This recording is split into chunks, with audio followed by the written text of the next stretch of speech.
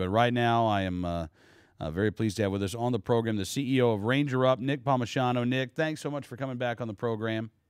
My pleasure. And we're also joined tonight by Lenora Gay, who is the daughter of Bob and Nancy Strait of Tulsa, Oklahoma. And Lenora, thank you for coming on the program. And first of all, let me just say how sorry we are here at NRA News for your loss.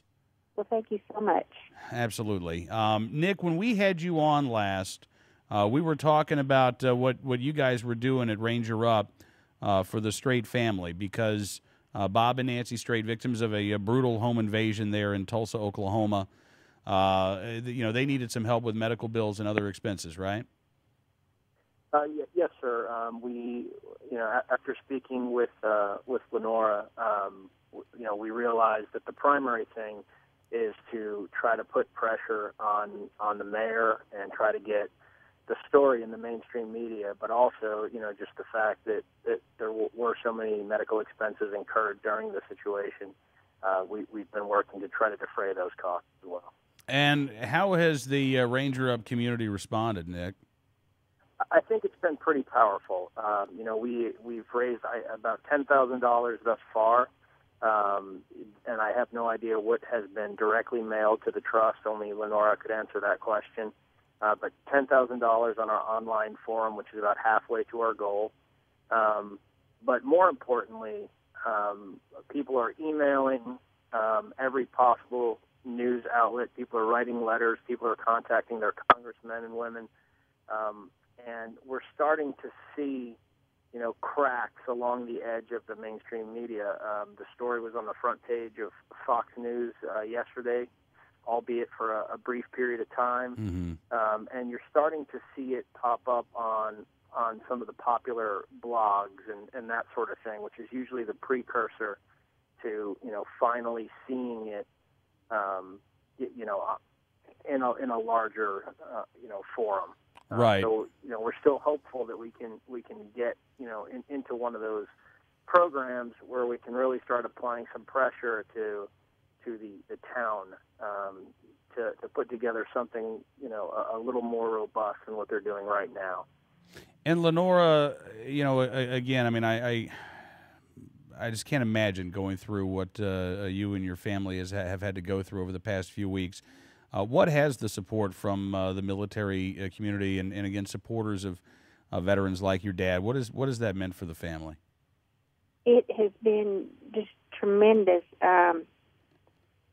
It brings joy to my heart that these individuals are so much behind my father. I didn't realize some of the awards that my father received, what my father had to do to get those rewards. My father never talked about it much. He did what he felt he had to do. Yeah. And just today I was talking with a gentleman that's going to provide the, I believe they call it color guard for the service on Yes, ma'am. Saturday. And when he asked me if I would explain or tell him some of the awards Dad received, and when I told him about one of them, he just broke down and he cried. And he had to lay the phone down and go across the room and cried. And when he came back, he apologized for breaking down. He said, "You don't realize what your father had to do to receive that award." He said, "That is a great, great honor." I never, my father never talked about it much, so I did not realize what that was. So it really makes me so proud that these people are behind my father, behind our family, and have enlightened me so much. To me, my father was always the hero, but I didn't realize what he really, truly did do.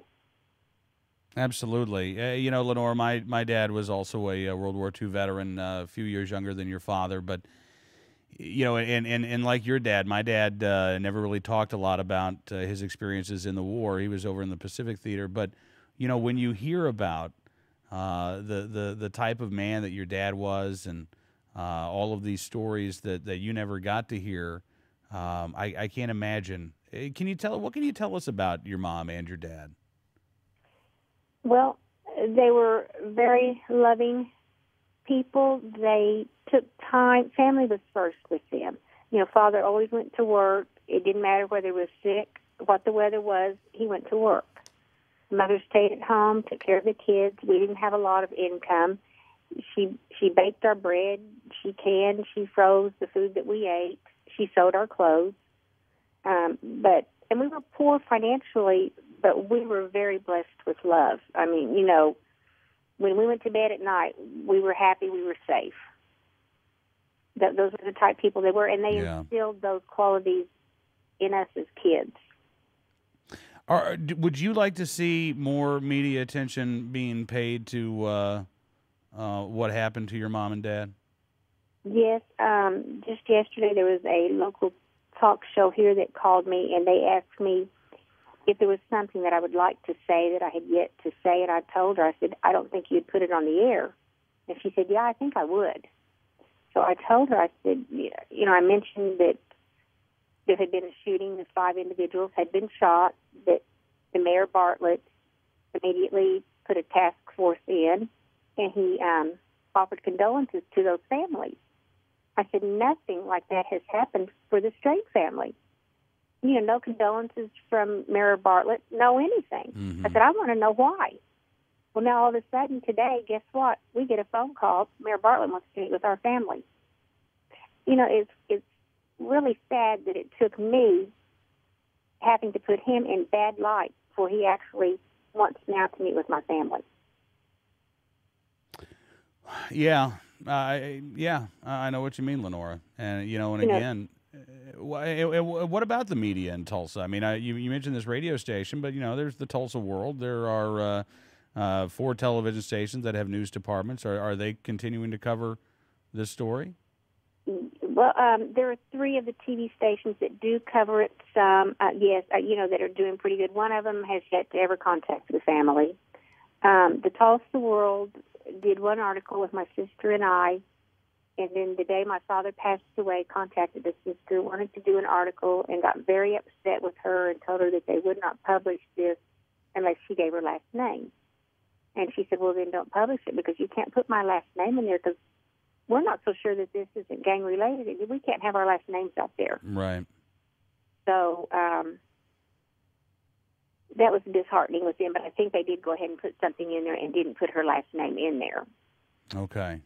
Well, Nick, what can we do? What can we do to help out the family? Well, I think at this point, what we're really starting to talk about now is a rally in front of the mayor's office. There are, now it's just amazing, the outpouring of emails and support from different people, and essentially we have to do something that forces them to pay attention. There's a new amendment that is now before Congress. Reference the national killing that just occurred, which is probably overboard. But if you compare the attention that incident is getting compared to this incident, mm-hmm.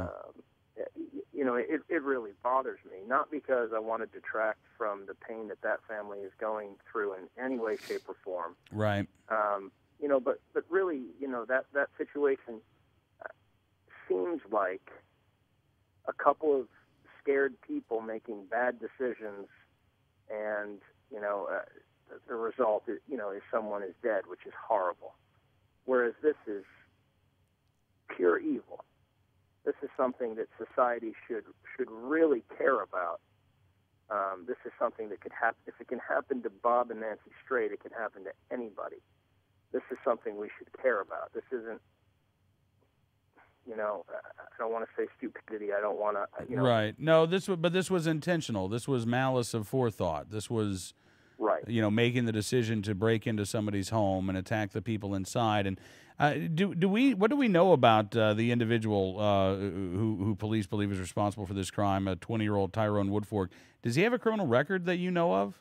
Yes, he does. He does? Yes, he has. Off the top of my head, I couldn't tell you, but yes, he's got several former things that he had been charged with. At the ripe old age of 20. Mm-hmm. Pardon Well, me? I said at the ripe old age of 20, already several charges to his name. Well, yes, and